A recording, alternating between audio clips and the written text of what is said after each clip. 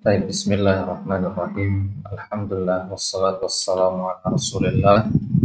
Wasilu darsan al-ikhwah kitab Madkhalil al-Aqidatul Islamiyah, Aqidatut Tauhid, Aqidatu Ahlussunnah wal Jamaah. Baik, sekarang kita masih di pembahasan tentang bantahan terhadap kebatilan keyakinan Ahlul Kalam yang mengatakan bahwasanya akal itu lebih dominan daripada nakal. Bantahan yang pertama, kita katakan bahwasanya memprioritaskan akal itu bertentangan dengan nas-nas Al-Quran. Kemudian bantahan yang kedua, memprioritaskan akal itu menyelisihi ijma' Ahlus Sunnah. Kemudian bantahan yang ketiga, bahwasanya akal yang sharih tidak akan bertentangan dengan nakal yang sahih selama-lamanya. Kemudian bantahan yang keempat, bahwasanya orang yang memprioritaskan akal maka sama artinya dengan ia merendahkan nakal. Ya, orang yang mendahulukan akalnya berarti dia merendahkan kedudukan nas. Dan bantahan yang kelima, ketika terjadi kontradiksi antara nakal dengan akal, maka wajib mengedepankan nakal. Karena akal itu membenarkan nakal, sebaliknya ya, nakal tidak membenarkan akal. Nah, maka sekarang kita akan ambil bantahan yang ke-6. Minal ma'lumi bil ittirar, di antara suatu perkara yang maklum, yang sama-sama kita ketahui, ya, dengan ittirar. Ittirar artinya semua orang pasti tahu bahwasanya akal Rasulullah sallallahu alaihi wasallam akmalu uquli ahli al-ardi ala al-itlaq. Bahwasanya akal Rasul sallallahu alaihi wasallam adalah akal yang paling sempurna, akal makhluk di muka bumi ini yang paling sempurna secara mutlak. Walau wuzina aqluhu bi uqulihim la rajahaha, kalau kita timbang akal Rasul dengan akal-akal manusia seluruhnya, maka tentu kita rojehkan akalnya Nabi Sallallahu Alaihi Wasallam. Waqad akhbarallahu annahu qabilal wahya lam yakun yadril iman kama lam yakun yadril kitab. Ketika Nabi Sallallahu Alaihi Wasallam menerima wahyu, ya, Nabi SAW dalam kondisi belum mengetahui apa itu iman, apa itu Alkitab. Sebagaimana Allah katakan di surat Asy-Syura ayat 52, wa kadzalika auhayna ilaika min amrina ma kunta tadri mal kitab wal iman. Engkau tidak tahu apa itu kitab, apa itu iman. Walakin ja'alnahu nuran nahdi bihi man nasya'u min ibadina. Tapi kami jadikan ia sebagai cahaya, dengannya kami beri petunjuk hamba-hamba yang kami kehendaki. Waqala ta'ala alam yajidka yatiman fa'awa. Bukankah Allah telah mendapatimu dalam kondisi yatim, ya, fa'awa, kemudian Allah menjaga, memelihara. Awajadaka dhalan fahada, Allah mendapatimu dalam kondisi tersesat, kemudian Allah memberikan petunjuk. Awajadaka ailan fa'aghna, Allah mendapatimu dalam kondisi fakir, kemudian Allah cukupkan engkau. Nah, bukan berarti Nabi tersesat, ya, tafsir ayat ini bukan, ya. Awajadaka dhalan fahada artinya wajadaka la tadrimal kitab wal iman. Fahadaka di mana fa'allamat Allahu mal kitab wal iman. Wa tafsiru hadil ayati bil ayati allati bi akhiri surat Asy-Syura. Nah, ayat ini ya ditafsirkan dengan surat Asy-Syura tadi. Baik. Fa idza kana aqalul khalqi 'ala al-itlaq innama hasalahul huda bil wahyi kama qala ta'ala. Ya, kalau kita katakan bahwasanya Nabi SAW adalah manusia makhluk yang akalnya paling baik secara mutlak, ya, innama hasalahul huda bil wahyi. Akan tetapi apakah Nabi menghukumi sesuatu itu dengan akalnya saja? Tidak, Nabi tetap menghukumi dengan wahyu. Logikanya begitu kan. Kalau antum ya merasa akal antum baik, ya tentu antum akan mengamalkan atau menggunakan memprioritaskan akal antum sendiri kan. Tapi nyatanya Nabi SAW sebagai manusia yang memiliki akal yang paling baik tidak menggunakan akalnya saja, akan tapi tetap menggunakan wahyu. Kama qala ta'ala qul in dhalaltu fa innama adillu ala nafsi wa in ihtadaitu fa bima yuhi ilayya rabbi innahu sami'un qarib. Ya. Fa kaifa yahsul li sufaha'i uqul wa akhfa'il ahlam al-ihtida ila haqaiqil iman bi mujarrad uquli. Nah, Nabi sendiri mengatakan in dhalaltu fa innama adillu ala nafsi. Kalau aku tersesat itu berarti ya karena diri saya sendiri. Wa ini tadaitu fa bima yuhi ilayya rabbi. Akan tapi kalau saya dapat petunjuk itu karena wahyu dari Allah. Gitu. Berarti kalau seandainya Nabi berpegang kepada dirinya sendiri, kepada akalnya, maka Nabi akan tersesat. Gitu. Makanya Nabi berpegang teguhnya dengan wahyu. Nah, maka sekarang bagaimana kita katakan bagi orang yang sufahail uqul wa akhifa'il ahlam. Sufahail uqul itu istilahnya, istilah yang sudah dengar ya. Sufahail uqul wa akhifa'il ahlam ini untuk orang-orang yang akalnya lemah, orang-orang yang bodoh, tapi ya apa namanya imajinasinya tinggi begitu. Nah, orang-orang yang seperti ini bagaimana kita katakan mereka itu tidak mendapatkan petunjuk ila haqaiqil iman, kepada hakikat-hakikat iman, bimujarradi uqulihim, hanya dengan akal saja, dunan ususil wahyi, tanpa menggunakan nas wahyu. Hatta ihtadau bitilkal hidayah ilal mu'arid bainal ilal mu'arid bainal aqli wa nususil anbiya. Bagaimana mungkin mereka dapat petunjuk dengan petunjuk yang seperti itu, ya, padahal mereka membenturkan antara akal dengan nas-nas. Ya, laqad ji'tum syai'an idda takadu samawati yatafattarna minhu wa tanshaqqul ardu wa takhirrul jibalu hadda.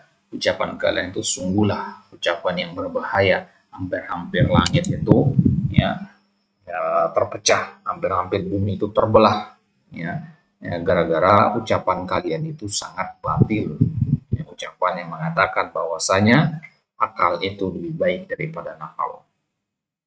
Nah, kemudian bantahan yang ketujuh, ma huwal aqlu alladhi yaj'alunahu muqaddaman 'ala syar'an huwa aqlul falasifa al-yunaniyyin al-wathaniyyin aqlul jahmiyah amqul mu'tazilah amqul asy'ariyah. Pertanyaannya adalah, kalau kalian wahai ashabul uqul, ahlul aql, ahlul ra'i, ya, kalau seandainya kalian mengatakan patokan itu adalah kepada akal, ya, kalian kedepankan akal di atas syariat, maka akal yang mana yang kalian maksudkan? Akal yang mana yang dijadikan pegangan? Apakah akalnya para filosof, orang-orang Yunani sana, Aristoteles, Plato, Archimedes, atau yang lainnya? Ya, yang mana mereka itu dan al-wasaniyin, penyembah berhala mereka itu. Amukul Jahmiyah, ya, apakah akal-akalnya orang-orang Jahmiyah, atau akal-akal orang Mu'tazilah, atau akal-akalnya orang-orang Asy'ariyah? Nah, patokannya sekarang ke akalnya siapa? Fahaula'i jami'an yadda'una al-aqla wa hum mukhtalifun. Ya. Fa ayyu aqlin min tilkal uquli yaz'umu haula'il mutakallimun annahu muqaddamun 'ala syara'. Maka akal yang manakah yang dimaksudkan oleh orang-orang mutakallimun itu yang harus dikedepankan atas syariat itu? Wal waqi' annahum yuqaddimuna aqlal yunaniyyin al-wasaniyin al-musyrikin 'ala kalamillahi ta'ala wa kalami rasulih sallallahu alaihi wasallam. Dan mereka ini kalau mereka mau jujur, sebenarnya mereka itu senantiasa memprioritaskan akalnya para orang-orang Yunani itu, filosof Yunani, maka mereka itu adalah orang-orang penyembah, ya, dewa-dewa, penyembah pagan, beragama pagan, al-musyrikin, pelaku kesyirikan, ala kalamillah, mereka lebih mengedepankan ucapan-ucapan Plato, Aristoteles daripada firman-firman Allah dan sabda Nabi sallallahu alaihi wasallam. Fa ayyu fasadin fid din a'dhamu min hadza. Maka kerusakan mana dalam agama yang lebih besar itu ada kerusakan seperti ini. Wa ayyu inhirafin akbaru min hadza. Ya, penyimpangan mana yang lebih besar dari penyimpangan seperti ini? Na'udzubillahi minal khidlan. Kita berlindung kepada Allah dari keterhinaan. Baik. Kemudian bantahan yang ke-8, anna man za'ama annahu la yaqbalu syar'a illa idza wafaqahu ala khulfihi syabahun min iblis haitsu raddal amra bima yara annahu hujjatun aqliyah.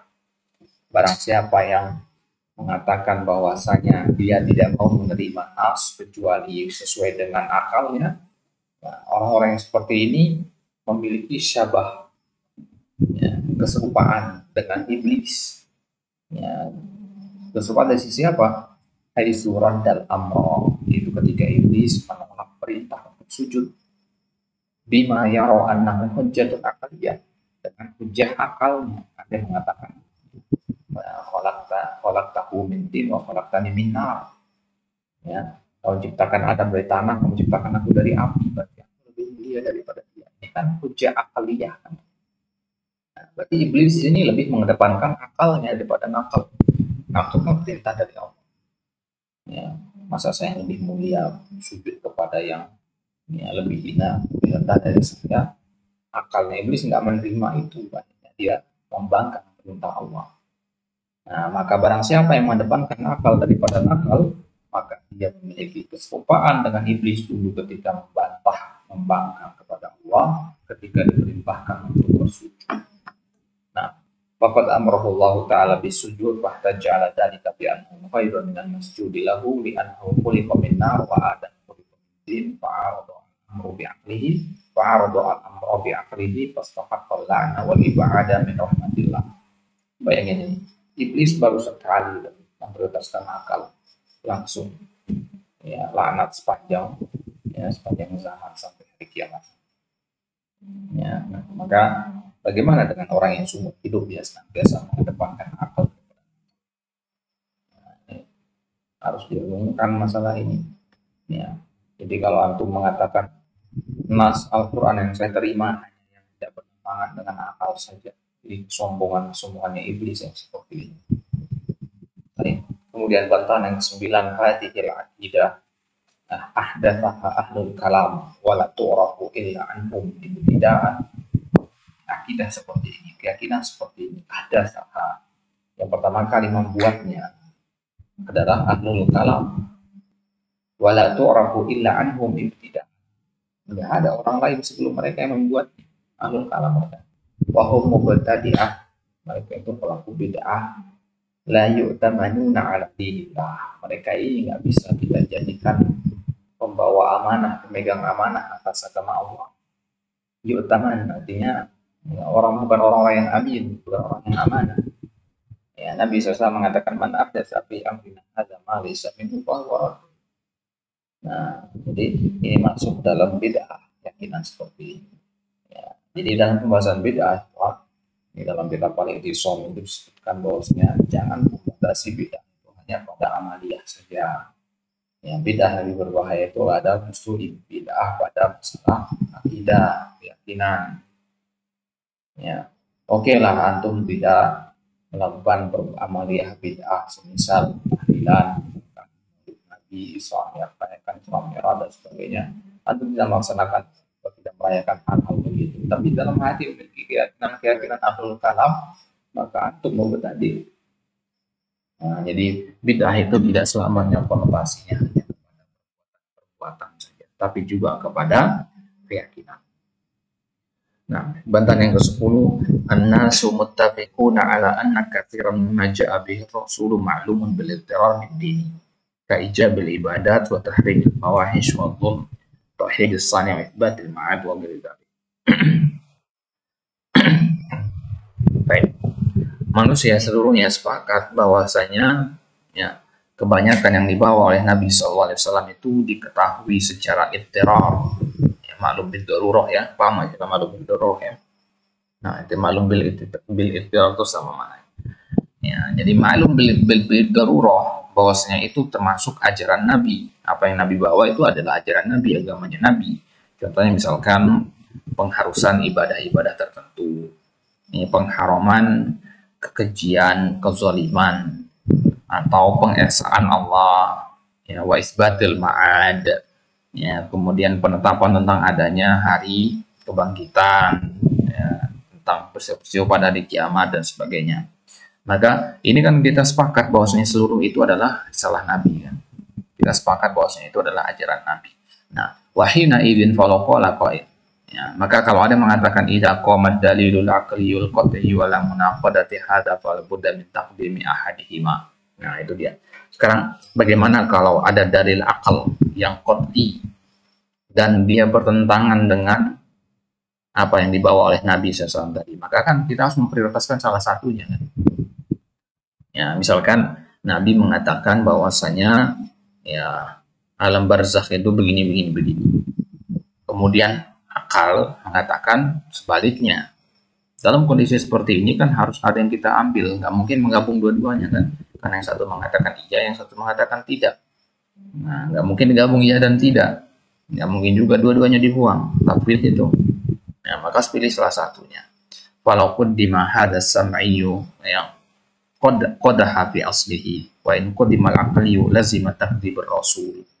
Nah, kalau yang kita kedepankan adalah kalau yang kita kedepankan adalah as-sam'i, artinya dalil nas Al-Qur'an, maka ini qadahun fi aslihi. Maka ini juga bentuk qadah, ya celah pada asalnya. Kenapa kita katakan begitu?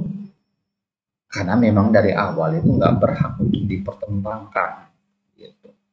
Maka meskipun antum katakannya, ini dalil akal, ini akal, ini nas, ya antum pertentangkan keduanya. Kemudian tetap antum pilih nas, antum nggak pilih akal, antum pilih nas itu. Tetap ini perbuatan yang keliru. Bisa tadi kan katanya nggak boleh mendepankan. Sekarang milih nakal juga nggak boleh. Maksudnya adalah antum dari awal itu sudah salah mempertentangkan keduanya. Gitu. Karena keduanya tidak boleh dipertentangkan. Makanya antum harus paham tadi bahwasanya Al-Quran versus akal itu udah dari awal sudah kalimat yang keliru itu. Ya, Al-Quran versus akal itu sudah dua hal yang tidak bisa dibenturkan. Ya, kalimat versus itu bukan di situ tempatnya. Ya, sama seperti antum membayangkan ya roti versus sendok nggak bisa, atau ya, nasi versus sendok nggak bisa.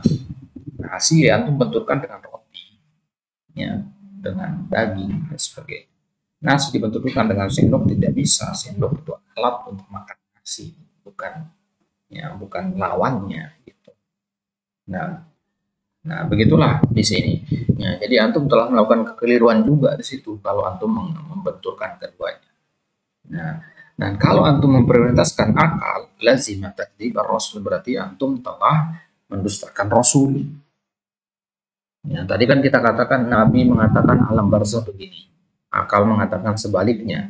Antum pilih akal, berarti antum mendustakan Nabi. Gitu. Nah, ini yang sering dilupakan, entah lupa atau pura-pura lupa atau bagaimana ya sama orang-orang ahlul kalam ini. Mereka ketika memilih akal, ya, itu seakan-akan ya udah milih akal. Ya. Seakan-akan mereka itu lupa dengan mereka memilih akal, artinya mereka mendustakan nakal gitu. Dengan mereka memilih akal mereka, ya dalam waktu yang sama mereka sedang mendustakan Nabi SAW. Nah, itu yang mereka tidak paham. Ya. Baik, wahada huwal kufrus sharih. Itu adalah sebuah kekufuran.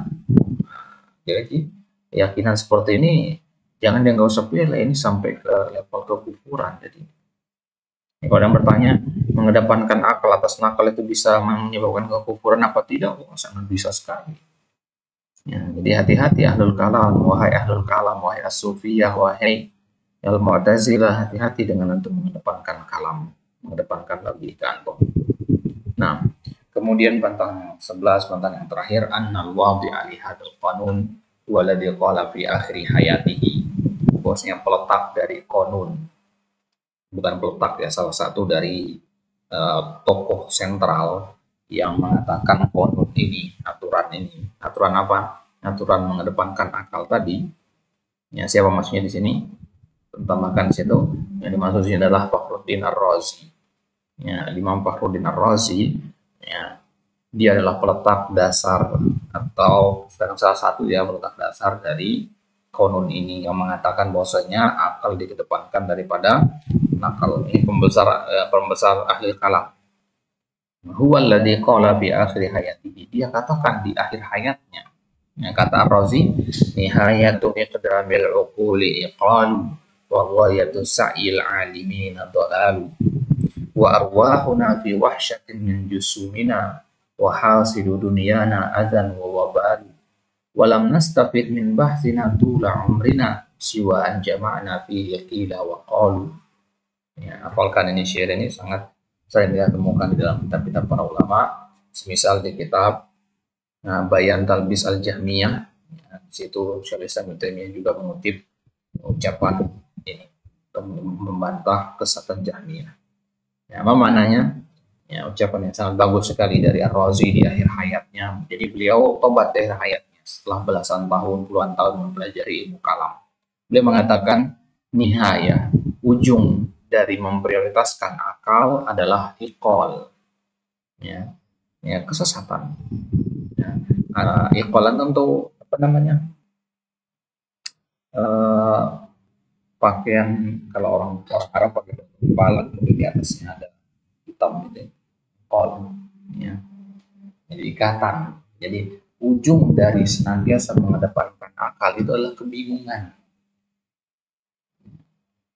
Wa ghayatu sa'il alimina dhalal, dan tujuan dari usaha seluruh makhluk itu adalah kesesatan. Ya, orang-orang maksudnya di sini yang mengedepankan akal. Ya, pasti puncaknya itu nanti adalah kesesatan. Ya, apa yang ingin disyaratkan oleh Ar-Razi di sini? Beliau ingin mengisyaratkan bahwanya semakin antum mendalami ilmu kalam, maka semakin dekatlah antum dengan tujuan antum. Apa tujuannya? Dolal tujuan. Ada orang belajar tujuannya agak dolal. Orang belajar kan biar dapat petunjuk. Ya, kalau belajar ilmu kalam justru sebaliknya, semakin belajar semakin jauh dari jalan yang benar. Wa arwahuna fi wahsyatin min jusumina, jiwa-jiwa kami di sini maksudnya orang-orang yang belajar ilmu kalam, fi wahsyatin min jusumina, dalam kelebihan di dalam badan kami ini memang kelihatannya senang membahas kalam, tapi jiwa kami di dalam sebenarnya keletihan, kecapean. Wahasilu dunyana, dan yang kami dapatkan di dunia ini hanyalah ada, hanyalah gangguan, hanyalah sesuatu yang buruk, wawabah dan kecelakaan. Walam nastafid min bahsina, dan kami tidak mendapatkan manfaat apapun dari pembahasan kami. Ya, setiap hari kami diskusi, debat, menulis buku dan sebagainya. Tula umrina, semua hidup kami tidak dapat manfaat apapun. Siwa, kecuali anjamak nabihi, kecuali kami hanya mengumpulkan kila wa qalu, ucapan fulan, ucapan Allah, gitu. Coba kita ilmu kalam, isinya apa? Nukilan semua, jalan kaki, ya. Jalan kaki banyak sekali sih. Karena hampir-hampir setiap paragraf itu pasti ya ada pemilik ucapannya, bukan dari penulis kitab aslinya. Ini ucapan siapa? Ini ucapan siapa? Jadi kitab-kitab filsafat itu sebenarnya adalah kumpulan penukilan, ya, kumpulan penukilan kalam dari orang-orang kalam sebelumnya, Aristoteles, Plato dan sebagainya, dikumpulkan yang satu. Nah, kemudian di akhirnya beliau mengatakan laqad ta'ammaltu turuqal kalamiyah wal manahij al falsafiyah. Saya sudah mendalami dan memperhatikan jalan-jalan al-kalamiyah, jalan-jalan ahlul kalam, wal manahij al falsafiyah, juga metode-metode filsafat sudah saya dalami itu. Fama ra'aituha tashfi' alilan. Aku tidak mendapati ya ilmu kalam dan ilmu filsafat itu tashfi' alilan yang mengobati orang yang sakit, wala turwi ghalilan, tidak juga menghilangkan dahaga orang yang kehausan. Ya. Ya, artinya apa? Kalau antum sakit, ibaratnya ya, kalau antum sakit, belajar ilmu syar'i itu adalah obat. Ya. Tapi kalau belajar ilmu kalam justru tidak, tidak menambah penyakit. Maka kalau ilmu syar'i, ilmu hadis, ilmu fikih, ilmu akidah itu ibaratnya adalah minuman bagi orang yang kehausan, maka ilmu kalam itu tidak. Ilmu kalam la turwi ghalilatnya orang yang kehausan. Ya. Dia tidak bisa memberikan rasa puas bagi orang yang sedang kehausan, tidak bisa melepas dahaganya. Wa ra'aitu aqrabat turuqi tariqatul Qur'an, tariqatul Qur'an, dan aku meyakini bahwasanya jalan yang paling dekat yang paling bagus maksudnya adalah jalannya Al-Quran. Ibaratnya kayak orang keluar dari rumah, ya, kemudian merantau jauh sana sini, coba tinggal di sana, dapat tinggal di sini, di pulau ini, di kota ini, dan sebagainya. Ya, lama-lama dia akhirnya sadar bahwasanya rumahnya yang pertama dan yang paling baik. Kembali dia ke rumah yang pertama. Nah, beginilah kondisi ahli kalam. Ya, mereka melalang buah dalam pikiran mereka sendiri. Ya, ujung-ujungnya ya, yang ternyata mereka dapati sebenarnya jalan yang paling baik itu adalah jalannya Al-Quran. Ya, kemudian Ar-Razi mencontohkan Aqra'u fil isbat. Kalau dalam masalah penetapan, apa kata Al-Quran? Ar-Rahmanu 'alal arsy istawa. Jelas. Allah beristiwa di atas arsy, selesai. Ya, selesai.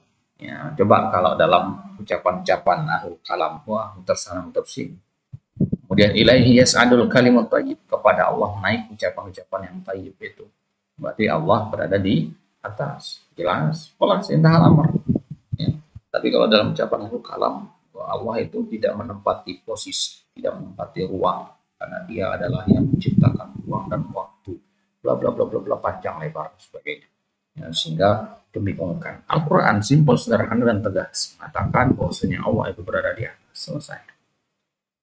Itu dalam masalah isbat. Dalam masalah nafi, peniadaan, ya, contohnya ayat laisa kamitslihi syai' wa la yuhituna bihi ilma, tsumma qala wa man jarraba mithla tajribati arafa mithla ma'rifati. Ya, itu. Barang siapa yang telah mencoba sebagaimana percobaanku, arafa, maka dia akan mengetahui sebagaimana pengetahuanku. Nah, sekarang kalian wahai para ahli kalam, kalian senang belajar ilmu kalam ya karena kalian belum sampai level saya. Ar-Razi ini bukan tokoh yang kemarin sore belajar ilmu kalam, ya, dia sudah mencapai puncak dalam pembahasan ilmu kalam. Ya, dan dia mengatakan barang siapa yang telah mencoba sebagaimana percobaanku ini, artinya barang siapa yang sudah belajar dan sampai kepada levelku, maka pasti dia akan sadar sebagaimana kesadaranku sekarang. Gitu. Ya, sama kayak mantan berandalan, ya, mantan anak jalanan, ya, atau ketua geng gitu, gangster lah, ya, kelakuannya macam lah, kriminal dan sebagainya. Kemudian dia bertobat dan melihat ada anak muda yang berbuat nakal seperti kenakalan dia dulu. Nah, pasti akan mengucapkan kalimat yang seperti ini. Nah, kalian baru basah, ya, saya sudah kering. Ya, dan itu istilahnya kalau di Indonesia. Ya. Nah, waqala Abu Abdullah Muhammad ibn Abdul Karim Asy-Syahrastani fi kitabih Nihayatul Aqdam, ya, fi ilmi kalam. Ya, ini seorang ulama dari kalangan Syairah, Asy-Syahrastani, disebut kepada tempat nama Syahrastan, yang bagian dari Iran sekarang. Penulis kitab, ya, Al-Milal wan Nihal. Di dalam kitab Nihayatul Aqdam fi Ilmil Kalam, dia mengatakan laqad tuftu fi tilkal ma'ahidi kulliha wa sayyartu tarfai baina tilkal ma'alimi falam ara illa wadi'an kaffa ha'irin ala dhaqanin aw qari'an sinnin nadimi. Sungguh saya telah melalang buana. Tuftu artinya keliling. Saya sudah keliling fitil kal ma'ahid, di ma'ahad itu seluruhnya, ya, tempat belajar ilmu kalam itu sudah saya kelilingi semua. Wasayyartu torfai, ya, dan saya langkahkan kaki saya bainatil kal ma'alim, di antara di antara tempat-tempat belajar itu. Ya, artinya saya belajar ke sana kemari. Falam arra illa wadian, dan tidaklah aku melihat kecuali orang yang meletakkan kaffa hairin. Ya, kaf itu telapak tangan, hair orang yang kebingungan, meletakkan di atas zakon itu dagu. Ya. Ya, orang kalau meletakkan tangan atas dagu ini kan lagi bingung. Ya. Antum tahu patung The Tinker? Nah, itu kan orang lagi bingung gitu. Itu padahal kan gambaran ahli kalam. Ya. Au qari'an sinnin nadimin. Ya. Atau, ya, saya dapati orang-orang itu kalau nggak sedang kebingungan, dia sedang menyesal. Ya, qari'an sinnin nadimin tadi, kayak orang sedang menggerutukan gigi kan saking menyesalnya. Gitu. Ya, sin itu artinya gigi. Ya. Dia menggerutukan giginya saking menyesal.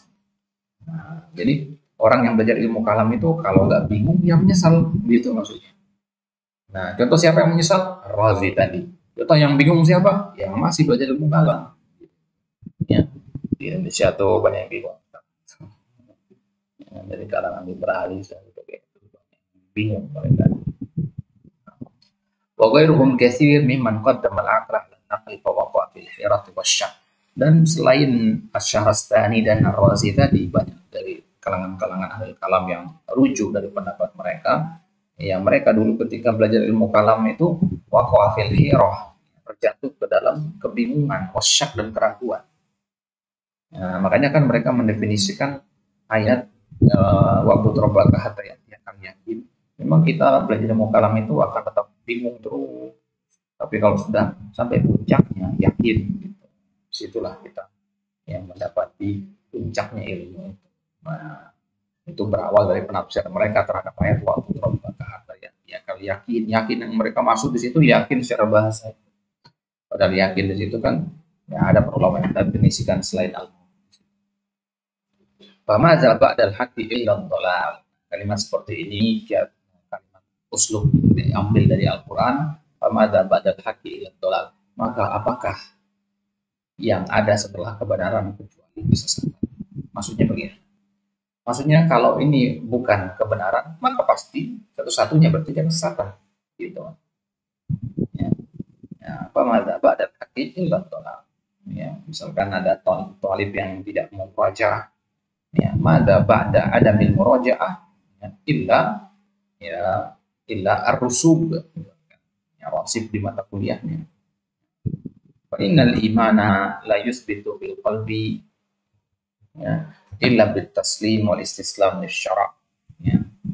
Maka al iman la yusbitu fil qalbi, tidak akan kokoh di dalam hati seorang hamba illa bit taslim, kecuali dengan penerimaan dan kepasrahan terhadap syariat.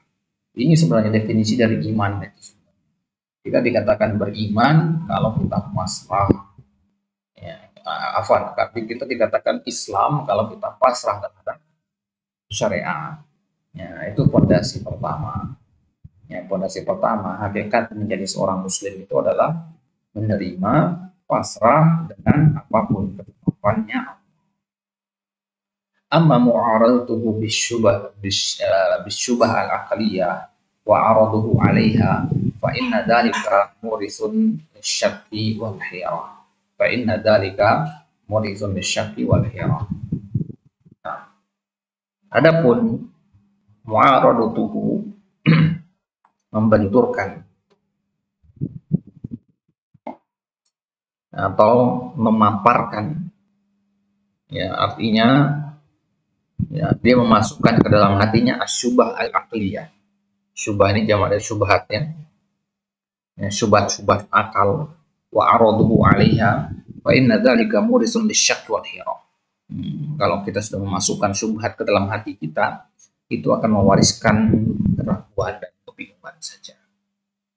Ya. Ya, maka orang dikatakan muslim mukmin itu kalau dia pasrah dan yakin kepada Allah, tidak tergoyahkan. Nah, tapi kalau sudah masuk syubhat akal ke dalam hatinya, nah, maka boleh goyah, ya, ragu. Ya. Wahada amrun ma'lumun mujarrab, ini perkara yang maklum mujarrab. Ya, mujarrab artinya sudah dicoba, artinya sudah faktanya seperti itu. Waqad sarraha bihi kibaru a'immatil kalam, itu yang disebutkan oleh imamnya Ahlul Kalam tadi, itu Ar-Razi tadi, ya. Haitsu akadu annahum qad awqa'u anfusahum bil hirah wasyak. Ya. Di situ Ar-Razi tadi dalam bait syair itu menegaskan bahwa mereka itu telah menjatuhkan diri mereka sendiri, menjerumuskan diri mereka sendiri ke dalam kebingungan dan keraguan. Ya, alladzina nas'alullaha al-afiyah la makhraja minhu. Selamat dari ini, karena ya, kalau sudah terjatuh kepada kebingungan dan keraguan ini hampir-hampir tidak ada pintu keluar. Ya, kenapa? Karena mereka telah merusak hal yang paling mendasar, ya, dan jati diri seorang muslim, yaitu ya pasrah kepada Allah. Kalau sifat pasrah ini sudah dibuang, susah. Ya, katakanlah ada pelaku maksiat, dia minum khamar, dia membunuh orang, dia berzina. Ya, selama dia pasrah kepada Allah, masih ada kemungkinan dia akan memperbaiki diri, bertobat kepada Allah.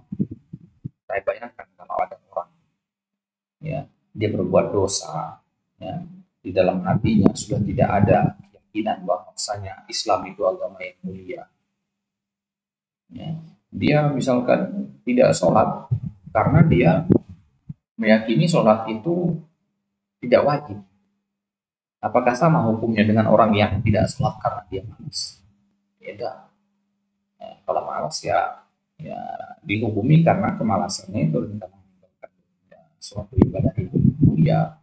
Ya, tapi kalau dia meninggalkan sholat disertai dengan keyakinan seperti itu, kufur. Ya. Nah, wadzalika li'annahum qad haddamu yakinahum, karena mereka telah menghancurkan keyakinan mereka, wa khalkhalu aqidatahum bisyubahil aqliyah wal manahij falsafiyah, dan mereka telah mencampur akidah mereka dengan syubhat akal dan manhaj filsafat. Itulah kenapa para ulama itu mengharamkan, melarang kita untuk mempelajari ilmu filsafat. Ini bahayanya. Bukan berarti nggak ada apa namanya kepentingannya. Ilmu filsafat, ilmu kalam itu sebenarnya dengan porsi yang tepat itu dia seperti obat bermanfaat, ya. Nah, tapi ilmu kalam itu dia tabiatnya kalau sudah belajar itu nggak bisa berhenti, terus akan ditarik kita, ya, terus akan ditarik untuk apa namanya mendalaminya. Nah, itulah kenapa para ulama itu mutlak mengharamkan, gitu.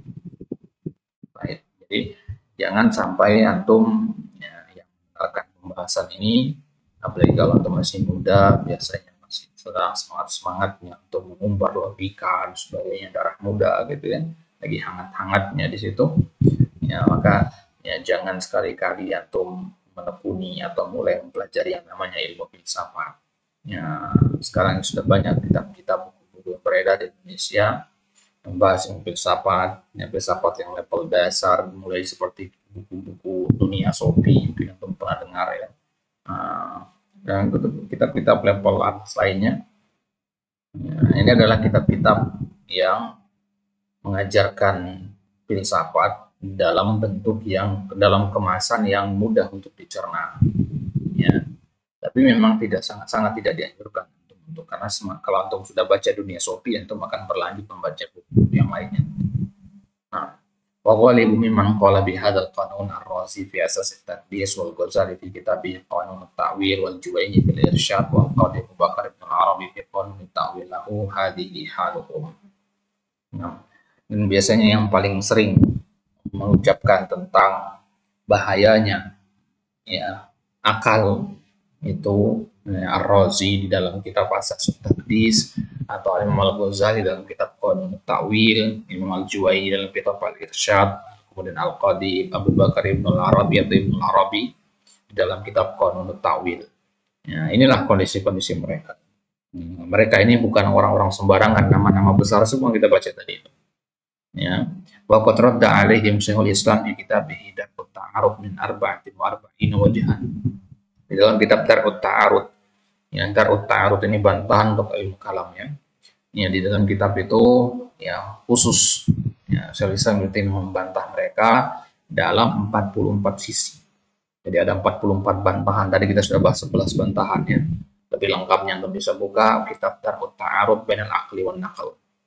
Darut Ta'arud artinya mencegah kontradiksi antara akal dan nakal. Judulnya saja sudah menarik sekali untuk membaca. Ya, kita bisa ya, meskipun bahas susah, ya, pembahasan sangat penting sekali. Nah, kitab ini beliau susun khusus untuk membantah orang-orang yang mengedepankan akal. Wabayan talbis jahmiyah, juga di dalam kitab beliau Bayan talbis jahmiyah. Waberdalika min kutubihi wandur as-sa'iq al-mursalih, juga bisa ditemukan di kitab as-sa'iq al-mursalah kalangan murid beliau itu Ibnu Qayyim.